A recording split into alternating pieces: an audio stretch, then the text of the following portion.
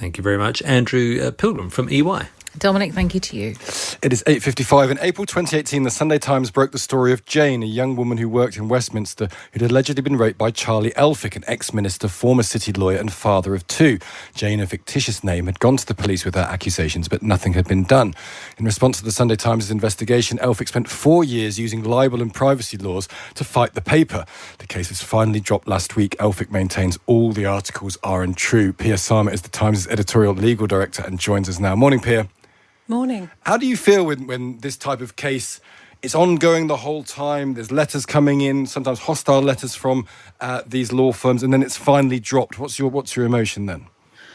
Tremendous relief, particularly with this sort of case. And 4 years is a long time in anyone's life. It's a long time to defend a claim. But I think with this particular case, the relief was not just ours, but it was on the part of Jane herself. We worked with her throughout the 4 years. She came to the journalist, as you know, and then she had to work with us because one of the main things in defending a libel action is to prove something's true. So she has been through this with us for the whole 4 years. So the relief was just enormous. This costs a fortune, and now we're a big company. There's a lot of money behind the Times and the Sunday Times and Times Radio and all the companies that are owned by News UK and News Corp. But the Sunday Times spent over £500,000 defending itself over 4 years. You're never going to get this money back. Does money weigh on you when you're making these decisions, Pia? Does someone ever say to you, well, maybe we can't afford to defend this?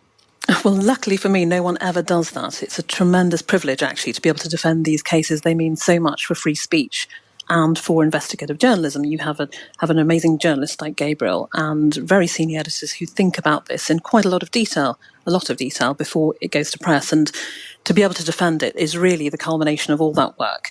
If you're having to fold on an article to back down, it's a big deal.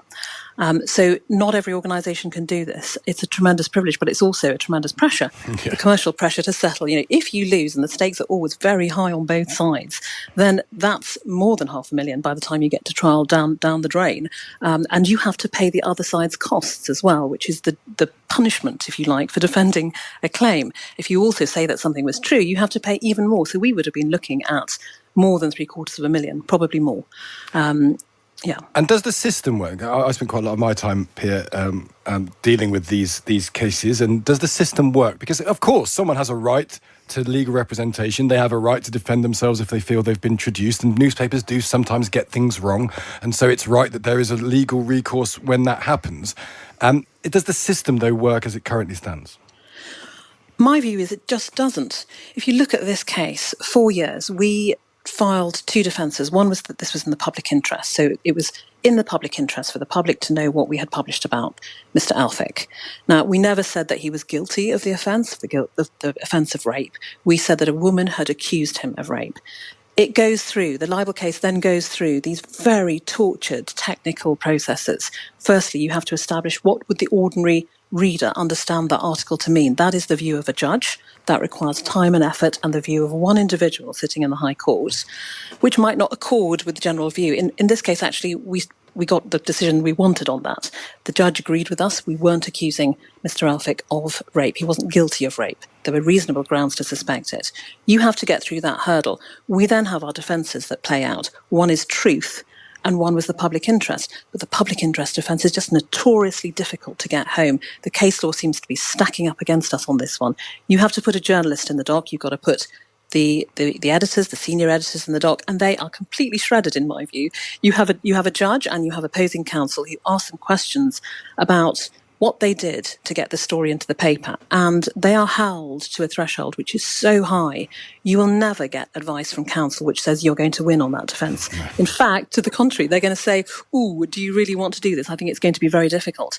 And that's a risk too, because what you don't want is a judgment which makes basically what I call bad law, where this stands forever. Not only does it then damage the reputation of that journalist and the newspaper, but it stands there for other journalists. So they look at that and they go, gosh, that's what I have to do in the future. So it's actually chilling in its own right. Yeah. And on the other side, you've got truth.